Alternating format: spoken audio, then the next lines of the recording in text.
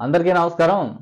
మాది ఉండి నియోజకవర్గం ఆకివీడు మండలం సిద్ధాపురం గ్రామానికి జనసేన పార్టీ గ్రామ అధ్యక్షుడిని నేను. ఇదంతా ఎందుకు చెప్తున్నానంటే కొత్తగా ఇంకా చాలా వీడియోలు చెప్పాను. ఇప్పుడు మళ్ళీ ఇంకొకసారి ఎందుకు చెప్పానంటే ఉండి నియోజకవర్గంలో రఘురామకృష్ణరాజు గారికి సీటు కేటాయించినప్పటి నుంచి కూడా ఇప్పటి వరకు కూడా ఆయన చాలా దగ్గరగా ప్రతిరోజు అంటే ఆయన చేసే ప్రతి కార్యక్రమంలో కూడా మ్యాక్సిమం 90% నేను ప్రతి కార్యక్రమానికి నేను పాల్గొంటాను. ప్రభుత్వం చేసే కార్యక్రమాలు ప్రమోట్ చేయడానికో, ప్రభుత్వం కూటమి గవర్నమెంట్ వచ్చిన తర్వాత ఎలా ఏం చేస్తుంది, ప్రతి గ్రామంలో అసలు ఏం జరుగుతుంది ఉండి నియోజకవర్గాలను చూడడానికి నాకున్న ఆసక్తి పాలిటిక్స్ లో రఘురామకృష్ణరాజు గారు లాంటి సీనియర్ నాయకుడితో కూటమి గవర్నమెంట్ లో మాకు ఉండి నియోజకవర్గానికి రఘురామకృష్ణరాజును ఒక పవర్ స్టార్ లాగా చూసుకుంటాం, పవన్ కళ్యాణ్ గారి లాగా. రాష్ట్ర వ్యాప్తంగా పవన్ కళ్యాణ్ గారు ఒక డిప్యూటీ సీఎం కింద ఎన్ని మంచి కార్యక్రమాలు చేస్తున్నారు, అలాగే ఆయన ఇచ్చిన మంచి కార్యక్రమాలతో పాటు ఈయనకు సొంతంగా ఉన్న పరిచయాలతోటి, ఈయన సొంతంగా దాతల సహకారంతో మైక్రో ఫిల్టర్సే కావచ్చు, చాలా చోట్ల ఎంపీ గ్రాంట్స్ అని చెప్పి ఈయన ఎంపీగా ఉన్నప్పుడే సీసీ రోడ్లు వేశారు, డ్రైనేజీలు వేశారు. అలా ఇప్పుడు కూడా ఆయన చాలా చోట్ల మైక్రో ఫిల్టర్లో కొన్ని కోట్ల రూపాయల మైక్రో ఫిల్టర్లో 74 గ్రామాల్లో కూడా ఉండి నియోజకవర్గంలో ఆయన సొంత నిధులతోటి తీసుకొచ్చి చేస్తున్నారు.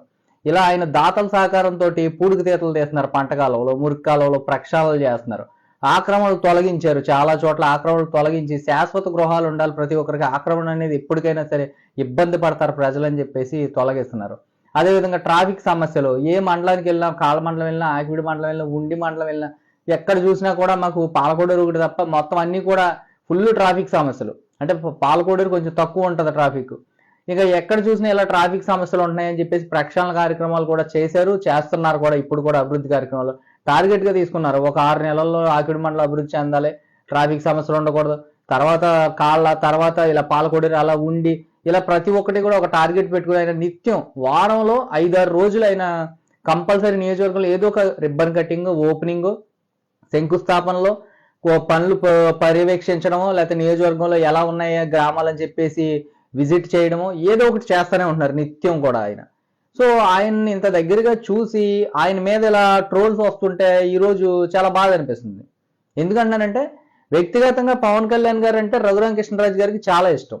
ఎందుకు ఇష్టం అని అంటే ఎందుకు చెప్తున్నానండి, నేను రఘురామకృష్ణరాజు గారు జనసేన పార్టీకి పవన్ కళ్యాణ్ గారికి ఎంత ఇంపార్టెన్స్ ఇస్తారు అనేదానికి మా నియోజకవర్గంలో ఏఎంసీ పదవులు వచ్చినాయి రీసెంట్ గా. ఏఎంసీ వైస్ చైర్మన్లు కానీ బ్యాంక్ చైర్మన్లు కానీ ప్రతి ఒక్కటి కూడా ఎక్కువ మ్యాక్సిమం పై స్థాయిలో పదవులు, మంచి మంచి పదవులన్నీ కూడా జనసేన వాళ్ళకి ఎక్కువ ఇచ్చారు. బ్యాంకులు కానీ ఏఎంసీ పదవులు కానీ ఇప్పటి వరకు జరిగినవి. నీటి సంఘాల్లో కూడా కొంచెం పరస్పరం స్పందించుకుని కొన్ని చోట్ల కొన్ని గ్రామాల్లో వాళ్ళకి వాళ్ళు పెట్టుకున్నారు, కొన్ని చోట్ల కొన్ని ఎమ్మెల్యే గారి దృష్టికి వెళ్ళినాయి, కొన్ని చోట్ల అటు ఇటుగా జరిగినాయి. కానీ ఓవరాల్ గా చూసుకుంటే జనసేన పార్టీకి కానీ పవన్ కళ్యాణ్ గారికి కానీ రఘురామకృష్ణరాజు గారి దృష్టిలోకి వెళ్ళిన ప్రతి ఒక్కటి కూడా న్యాయం చేశారు. ఇప్పటి వరకు ఎటువంటి అన్యాయం లేదు.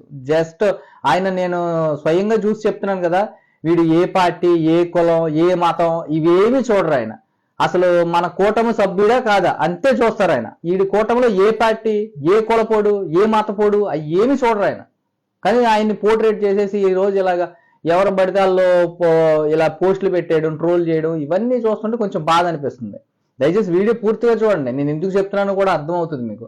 రీసెంట్ గా కూడా అసెంబ్లీ సాక్షిగా ఆయన పవన్ కళ్యాణ్ గారిని మీరు ఒక్క మాట చెప్తే అయిపోద్దండి, ఎవరికన్నా ప్రమోట్ చేయించుకోవాలి హీరోలతోటి, మీలాంటి వాళ్ళతోటి అంటే కోట్లు ఖర్చు అది జస్ట్ మీరు ఒక్క మాట చెప్తే మీ జన సైనికులు గోతులే పూర్తి చేశారు. అలాంటిది మీ జన సైనికులు మీరు ఒక్క మాట చెప్తే ప్లాస్టిక్ నిషేధం అని అంటే మొత్తం రాష్ట్ర వ్యాప్తంగా ప్లాస్టిక్ లేని సమాజాన్ని సృష్టించేస్తారు, ఇలా అంటే ఇలా అయిపోద్ది అంతే అని చెప్పి ఆ రోజు అలాగా అసెంబ్లీ సాక్షిగా చెప్పారు. అలాంటి రఘురామకృష్ణరాజు గారు పవన్ కళ్యాణ్ గారిని ఉద్దేశించి అనేస్తారు, పవన్ కళ్యాణ్ గారిని ఏదో అనేశారు అని చెప్పేసి మనం అనుకోవసరం. అక్కడ రిపోర్టర్ అడిగిన ప్రశ్నకి ఆయన తరహాలో ఆయన ఆన్సర్ ఇచ్చారు.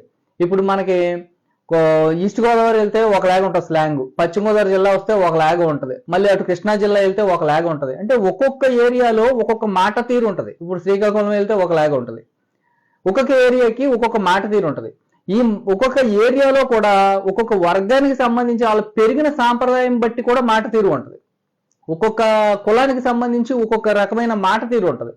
సో వాళ్ళు చాలా కొంచెం మాట్లాడే విధానంలో ఏదైనా మనకు అర్థమయ్యేది అలా అర్థమవుతుందా, మనం ఎక్కువ అలా ఊహించుకుంటున్నావా అని చెప్పి మనం ఒక్కసారి ఆత్మవిమర్శ చేసుకోవాలి. అసెంబ్లీ సాక్షిగా పవన్ కళ్యాణ్ గారికి ఎంత రెస్పెక్ట్ ఇస్తారనేది ఆయన చూపించారు. అలాంటి వ్యక్తి ఈ రోజు పవన్ కళ్యాణ్ గారిని తక్కువ చేసి మాట్లాడేస్తున్నారో లేకపోతే ఏదో అనేసారో అని మనం అపోహలకు పోవడం చాలా పొరపాటు.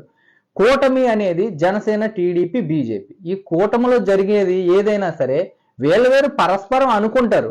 అనిత గారు కూడా నిన్న హోంమంత్రి అనిత గారు కూడా చెప్పారు మీడియాకి, మాకు ఈగోస్ లేవండి, ఆయన ఏ శాఖ అయినా సరే డిప్యూటీ సీఎం అండి, ఆయన సీఎం గారు తర్వాత సీఎం గారు డిప్యూటీ సీఎంఏ కదా, అలా డిప్యూటీ సీఎం స్థాయిలో ఉన్నారు కాబట్టి ఆయన అన్ని శాఖల గురించి స్పందించవచ్చు, మాకు ఈగోస్ లేవు, మీకేంటండి ఈగో అని చెప్పేసి ఆవిడ మాట్లాడారు. ఇప్పుడు రఘురామకృష్ణరాజు గారు కూడా అన్న విధానం ఎలా ఉందంటే, రఘురామకృష్ణరాజు గారు ఆయన శాఖ కాకుండా మళ్ళీ మిగతా శాఖలకు కూడా స్పందించడం, చొరవ తీసుకోవడం మంచి విషయమే కదా, దాంట్లో ఇబ్బంది ఏముంది అని చెప్పేసి ఆయన అన్నారు. దాన్ని ఆయన ఏదో అనేసారు అని చెప్పేసి కొంతమంది వైసీపీ ముసుగులో వచ్చి ట్రాప్ చేసి వైసీపీ వాళ్ళు మన మైండ్ సెట్ అంతా తీసుకెళ్లి జన సైనికులది, కొంతమంది టీడీపీ వాళ్ళది స్పాయిల్ చేసేస్తున్నారు. కొంచెం రాజకీయ అవగాహనతో ఆలోచించండి, కొంచెం సంయమనం పాటించండి దయచేసి.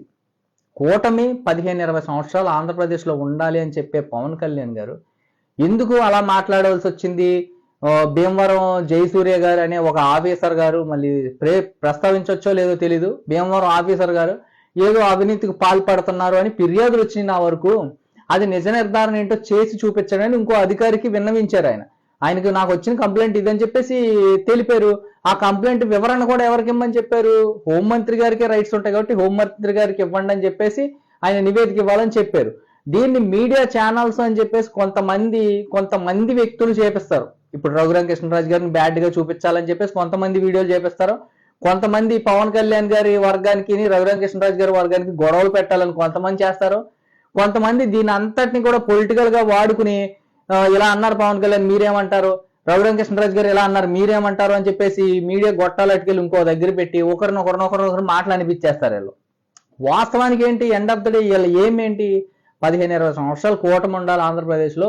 ఇప్పుడు ఆయన ఆఫీసర్ గారు నాకు 15-16 నెలల నుంచి తెలుసు, నేను ఉండి నియోజకవర్గ ఎమ్మెల్యే అయిన కాంచి నాకు తెలుసు, నా దగ్గర అయితే మట్టిగా ఆయన మంచి ఆఫీసర్ కిందే ఉన్నారు, మా ఉండి నియోజకవర్గంలో పేకాట క్లబ్లు ఎక్కడ నడవనివ్వట్లేదు, ఉక్కుపాదం మోపాం, నాకైతే మట్టిగా అసలు పేకాట అనేది పరమ చిరాకు, నేను ఆడను. కాకపోతే కోర్టు ప్రకారం చట్ట ప్రకారం చూస్తే 13 ముక్కాట్ల ఆట అనేది కుటుంబ సమేతంగానో లేకపోతే ఇళ్లలోనో ఆడుకునేది, దానికి కోర్టు కూడా ఎటువంటి అబ్జెక్షన్ పెట్టలేదు, 13 ముక్కల ఆట ఆడుకోవచ్చు. కానీ మిగతా వ్యవహారాలు ఏమన్నా జరిగితే ఏమన్నా పవన్ కళ్యాణ్ గారికి రిపోర్ట్ ఇచ్చారేమో ఎవరన్నానో ఆ విషయాలు నాకు తెలియదు కదా. మరి నా వరకు అయితే మట్టిగా ఆయన ఒక మంచి ఆఫీసర్ కిందే ఉన్నారు నా దృష్టిలో, ఎందుకంటే నా వరకు ఆయన గురించి ఏం బ్యాడ్ రాలేదు నా దృష్టికి అని చెప్పారు. సందర్భం అది. కానీ దాన్ని అర్థం చేసుకునే విషయంలోనూ దాని మీడియా ఓడు కంప్లీట్ గా ఆయన చెప్పే లోపే ఇంకో క్వశ్చన్ అడిగాడు, కన్ఫ్యూజ్ చేయడం, ఇలా చేసి ఆయన ఏం కన్ఫ్యూజ్ అయిపోలే, ఆయన తడబాటు లేకుండా కరెక్ట్ గానే చెప్పారు. ఇప్పుడు పవన్ కళ్యాణ్ గారు కరెక్ట్ గానే అడిగారు, నా వరకు ఇన్ని ఫిర్యాదులు వచ్చేసినాయి పలానా అధికారి మీద అని చెప్పేసి ఆయన చెప్పారు. సరే ఆ అధికారి మీద ఇలా కంప్లైంట్లు వచ్చినాయి పవన్ కళ్యాణ్ గారిని అన్నారు, మరి పవన్ కళ్యాణ్ గారికి ఏమి వచ్చి నివేదిక ఇచ్చారో తెలీదు, మరి ఆయన అలా ఎందుకు మాట్లాడారో తెలీదు. నా వరకు అయితే ఆ అధికారి మరి క్లీన్ చిట్ మంచిగానే ఉన్నాడు ఆయన, మరి నా వరకు నా మండలంలో పేకట్లేదు అంటున్నారు. ఎస్, వాస్తవానికి నేను చెప్తున్నా, ఆగిడి మండలం కానీ, కాళ్ళ మండలం కానీ, ఉండి మండలం కానీ, పాలకోడేరు మండలం కానీ ఎమ్మెల్యే గారి మట్టికి ఉక్కుపాదం మోపారు. ఎక్కడా కూడా ఒక్క పేకాట శిబిరం లేకుండా ఎక్కడ ఎవడు పేకాట ఆడినా తుక్కు ర్యాంపాడేయమని చెప్పారు.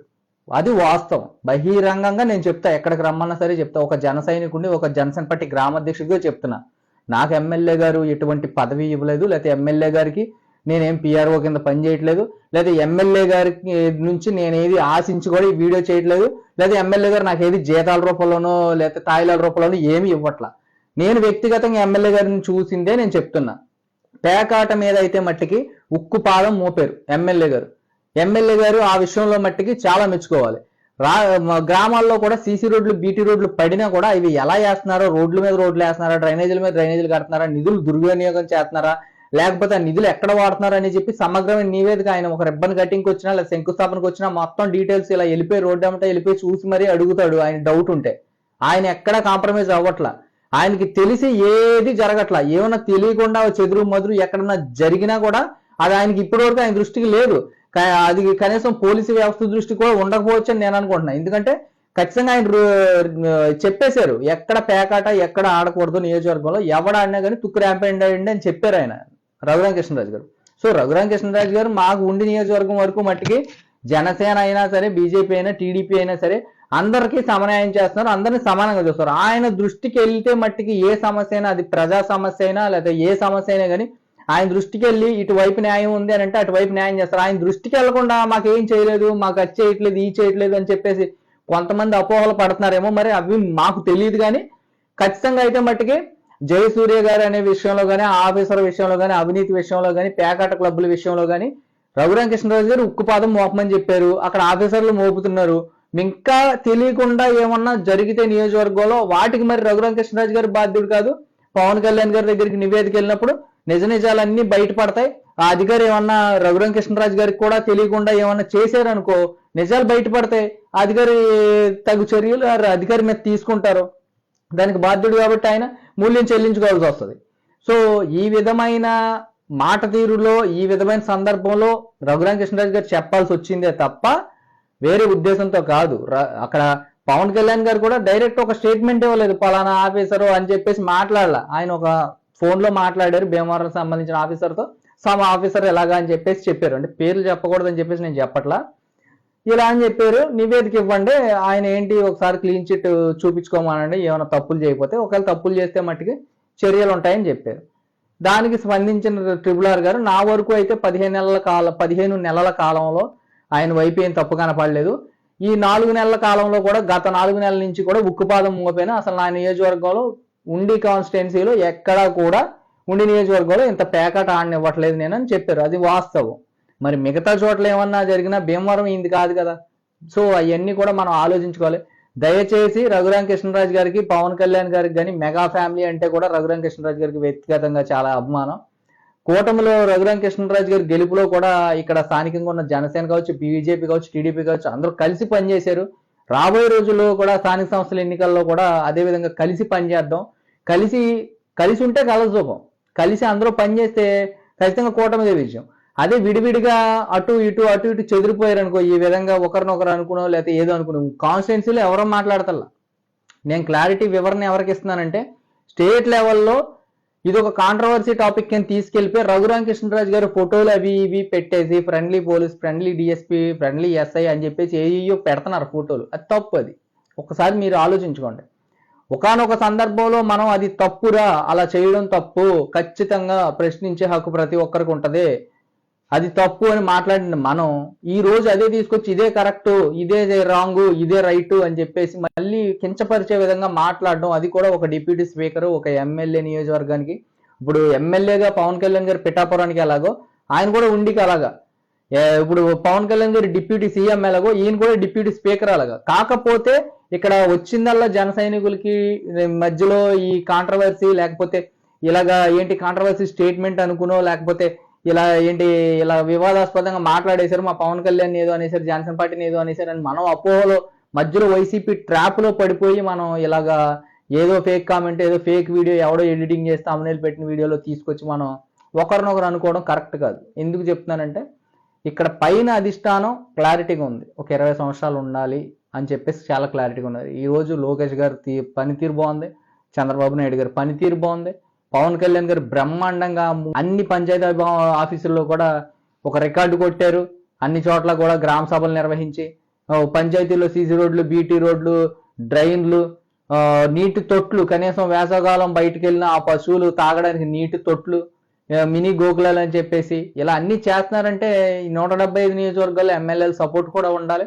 సేమ్ టైం ఎమ్మెల్యేలకు పవన్ కళ్యాణ్ గారు ఇచ్చే గ్రాంట్లు కూడా, పంచాయతీలే కదా ఎక్కువ ఉండేది నియోజకవర్గాల్లో, ఆ పంచాయతీలకి ఎమ్మెల్యే గారికి గ్రాంట్లు ఇవ్వాలంటే కూడా డిప్యూటీ సీఎం గారు ఉండాలి. సో ఇలా పరస్పరం ఇలాగ 10 కాలాల పాటు ఇలా కలిసి ఉంటే కలదు సుఖం, రాష్ట్రం బాగుపడితే కూటమిలో ఉన్న సభ్యులు కూడా కలిసిమెలిసి ఉంటారు. ఇలా అపోహలో వైసీపీ ట్రాప్ లో పడి ఒకరినొకరు అనుకోవద్దు. దయచేసి రఘురామకృష్ణరాజు గారిని ట్రోల్స్ ఆపేయండి దయచేసి. నేనేదో ఉండి నియోజకవర్గ సభ్యుడి కిందో, లేకపోతే ఎమ్మెల్యే గారు మనిషి కిందో, లేదా ఎమ్మెల్యే గారు పిఆర్ఓనో, లేకపోతే ఆయన నుంచి నాకు ఏదో తాయిలు వచ్చినాయనో, లేకపోతే ఆయన్ని అడ్డు పెట్టుకుని నేను ఏదో సంపాదించేస్తున్నాను, లేదా ఆయన మెప్పు కోసం వీడియో చేస్తున్నాను దయచేసి అనొద్దండి. ఎవరెవరో ఏదేదో కామెంట్లు గతంలో కూడా ఇలాగే పెట్టారు. నేను దయచేసి చెప్తున్నాను, నేను ఎమ్మెల్యే గారిని వ్యక్తిగతంగా నేను చూసింది, ఈ 16 నెలల కాలంలో నేను చూసింది, ప్రతిరోజు ఆయన్ని చూస్తున్నదే, ఆయన చేస్తున్న అభివృద్ధి చూసి, ఆయన కష్టపడుతున్న తీరు చూసి, ఆయన గ్రౌండ్ రియాలిటీలో ప్రజలతో మాట్లాడుతున్న మాటలు చూసి, ఆయన్ని నేను చూసిన వ్యక్తిగా కనీసం ఈయన ఇలా ట్రోల్ చేస్తున్నారే మన జనసేన, టీడీపీ, బీజేపీ, అటు వైసీపీ వాళ్ళు ట్రాప్ లో పడి కనీసం వైసీపీ వాళ్ళు ఫేక్ ప్రొఫైల్ పెట్టుకుని పవన్ కళ్యాణ్ గారిదో, చిరంజీవి గారిదో, చంద్రబాబు నాయుడు గారిదో, లోకేష్ గారిదో పెట్టుకొచ్చేసి ఇది తప్పు, మేము కూటమిలో ఉన్నాం, ఇది తప్పు, ఇలా మాట్లాడడం తప్పు, అలా మాట్లాడడం తప్పు అని చెప్పి పవన్ కళ్యాణ్ గారిది మాట్లాడడం తప్పు అని ఒకటి పెడతాడు, లేదా రఘురామకృష్ణరాజు గారు తప్పు అని ఒకటి పెడతాడు. ఇలా గొడవలు పెట్టేస్తారు. ఒరిజినల్ గా ఉన్న జన సైనికులు, టీడీపీ, బీజేపీ వాళ్ళు వీళ్ళకి మనస్పర్ధలో ట్రోల్స్, సోషల్ మీడియాలో కన్ఫ్యూజ్ చేసి న్యూట్రల్ గా ఉన్న పీపుల్ ని గ్రామ స్థాయిలో బాగా కన్ఫ్యూజ్ చేస్తున్నాం. అది కరెక్ట్ కాదు. ఒక్కసారి ఆలోచించుకోండి, సంయమనం పాటించండి. సోషల్ మీడియాలో వచ్చేదంతా అవాస్తవం. వాస్తవం ఏంటనేది అధినాయకులు స్పందించాలి. ఎమ్మెల్యే స్థాయి వ్యక్తి స్పందిస్తే మనం ఎందుకు అంత ఆరాటం? ఒక కార్యకర్త స్థాయి వాళ్ళు ఎందుకో మనం పోస్టులు పెట్టేయాలి, ఎందుకో ట్రోల్ చేసేయాలి? మన కూటంలో అంటే మన కుటుంబంలో జరిగిన చెడుని మనం చెవులో చెప్పుకుని, లేకపోతే మన కుటుంబంలో డోర్ లాక్ చేసుకుని లోపల చర్చించుకోవాలి. అది బహిర్గతంగా రోడ్డు ఎక్కేసి వైసీపీ ఓడుకో లేకపోతే ఇంకోటికో ప్లస్ అయ్యేలాగానో, లేకపోతే మన పరువు మనం తీసుకునేలాగా రోడ్డుకి ఎక్కి రచ్చ చేసుకోం కదా. కుటుంబంలో సమస్య కుటుంబంలో చర్చించుకుంటాం. సో ఆ విధంగా కుటుంబంలో సమస్య కుటుంబంలో చర్చించుకోండి తప్ప రోడ్డుకి ఎక్కి రచ్చకెక్కి దయచేసి పెంట చేయొద్దు. కూటమి 10 కాలాల పాటు అంటే మినిమం 15-20 సంవత్సరాలు ఉండాలని రఘురామకృష్ణరాజు గారు చెప్తున్నారు, పవన్ కళ్యాణ్ గారు చెప్తున్నారు, సీఎం చంద్రబాబు నాయుడు గారు చెప్తున్నారు. జై జనసేన, జై కూటమి ప్రభుత్వం, జై హింద్.